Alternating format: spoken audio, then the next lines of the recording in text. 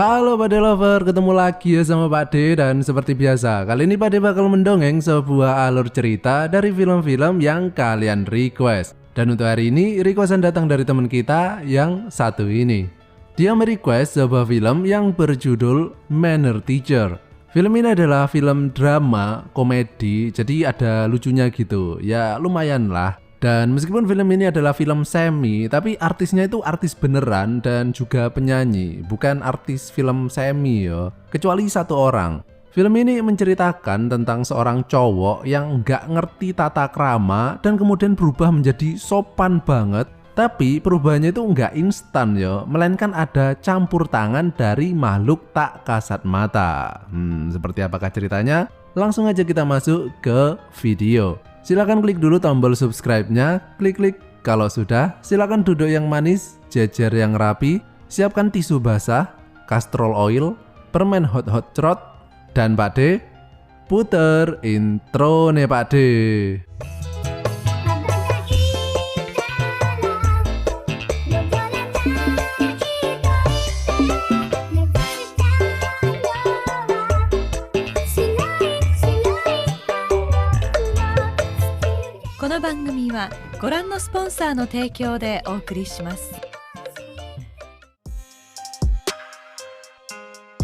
Film ini dimulai dengan seorang pria yang menabrak seorang cewek dan kemudian meminta maaf. Dia ini adalah cowok yang sopan banget yang bernama Hyunmo. Dan di sini Hyunmo sedang berkunjung ke tempat seorang peramal yang bernama Tara yang biasa dipanggil Madam.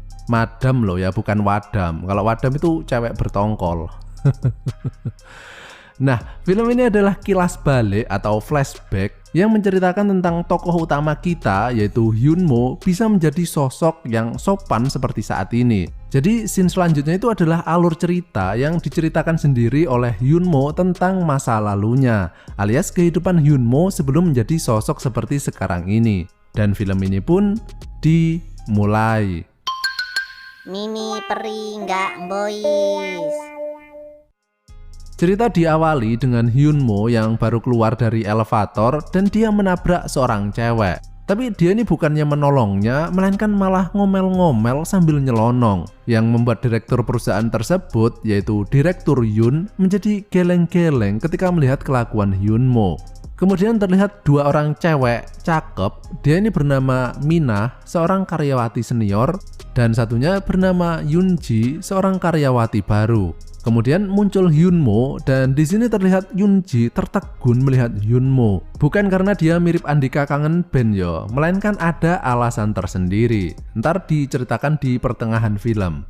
Kemudian terlihat seorang cewek yang klokat-kloket seperti melakukan ritual pemanggilan arwah. Dia ini adalah pimpinan para karyawan di sini yang bernama Eugene. Beberapa menit kemudian terlihat Hyunmo yang sedang kebelet buang air dan dia ini nggak sopan banget loh. Dia menggedor-gedor pintunya pakai kaki. Dan ternyata di salah satu toiletnya terdapat Direktur Yun yang sedang browsing-browsing. Tentu saja dia ini marah ya ke Hyunmo karena nggak sopan banget. Nah, karena kejadian tersebut, kemudian Direktur Yun menelpon Eugene dan memarahinya. Karena dia sebagai penanggung jawab semua karyawan toh. Eugene pun stres akibat ulah Hyunmo dan kemudian meminta saran kepada semuanya, kira-kira gimana caranya agar Hyunmo itu bisa menjadi lebih sopan. Dan ada yang menyarankan untuk menyewa seorang manner teacher, yaitu seorang guru atau tutor yang bertugas untuk mendidik tingkah laku seseorang. Tapi sayangnya nggak ada yang tahu siapa sih manner teacher yang recommended di kota mereka. Malamnya terlihat Hyunmo dan Minah yang sedang mampir di warung kopi sambil minum-minum beras kentur. Dan di sini Minah mengatakan ingin melakukan bercocok tanam. Tapi hasilnya sangat mengecewakan. Udah genjotannya lucu banget dan Minah ini endingnya justru tambah stres akibat gaya bertarung Hyunmo yang enggak banget loh. Keesokan harinya, Hyunmo ini sekali lagi mules dan mencoba masuk ke dalam toilet. Dan dia menggedor-gedor pintunya 3 kali. Dan tiba-tiba terlihat lampu flash dari dalam ruangan tersebut. Lalu muncullah seorang cewek dari dalamnya. Dan Pak D kasih tahu ya, meskipun kalian sudah pernah nonton review film ini di channel lain, tapi Pak D yakin nggak ada yang tahu kalau Mbak ini dulunya adalah artis Jav yang pernah main di Jepang menggunakan nama artis yang berbeda. Tapi sekarang udah enggak ya, dan Mbak ini cakep banget loh. Oke wes, lanjut. Nah, di film ini dia bernama Mio Reong. Kita panggil Mio aja ya biar nggak susah. Dan dia mengaku kalau dia ini adalah Mimi Peri.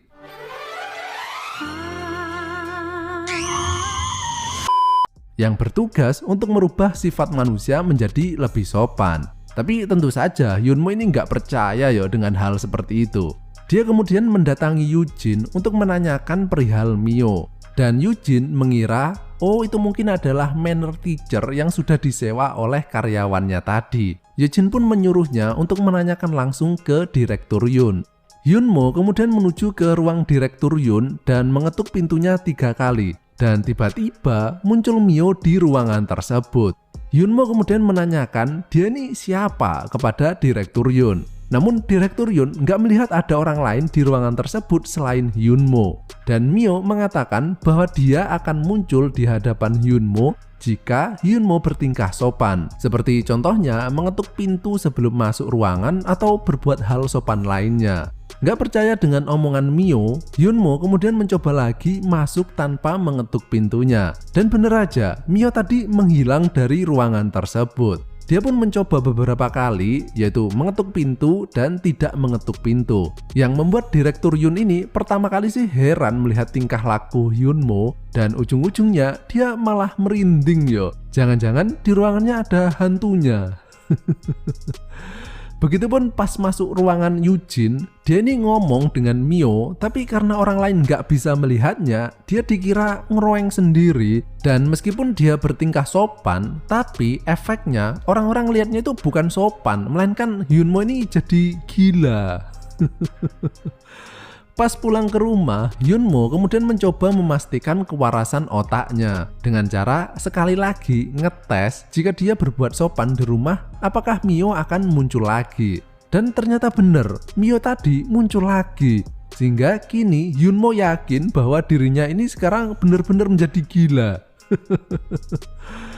Malamnya karena Hyunmo ini lagi gabut, dia kemudian mempunyai ide gila, yaitu dia pengen tahu apakah makhluk yang bernama Peri itu bisa melakukan penggenjotan. Kemudian Hyunmo mencoba mengetuk pintu lemari pakaiannya, dan muncullah Mio. Hyunmo kemudian mengutarakan maksudnya tersebut, dan Mio menjawab bahwa dia bisa melakukan penggenjotan. Mulai panas ini kayaknya. Hyunmo tentu saja seneng banget mendengarnya, tapi syaratnya itu banyak banget. Mulai dari dia harus sikat gigi dulu biar kalau ciuman nggak bau odading, merapikan pakaian sebelum penggenjotan, dan lain-lain. Dan karena tiang listrik Hyunmo ini udah cenat-cenut, sehingga dia nggak sabar yo. Dan akhirnya Mio pun menghilang. Hyunmo kemudian mencoba berbagai tingkah sopan untuk memanggil kembali Mio.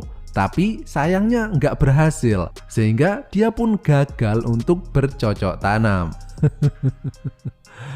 Keesokan harinya, tanpa disadari, kini tingkah Hyunmo bisa dibilang sudah sangat berbeda dengan sifat aslinya. Dan Direktur Yun yang melihatnya kini menjadi seneng yo. Dan selama 1 hari itu, nggak peduli hal sopan apapun yang dilakukan oleh Hyunmo, Mio tadi nggak pernah muncul lagi. Malamnya, untuk merayakan perubahan tabiat Hyunmo, Direktur Yun kemudian merayakannya dengan makan dan minum bersama.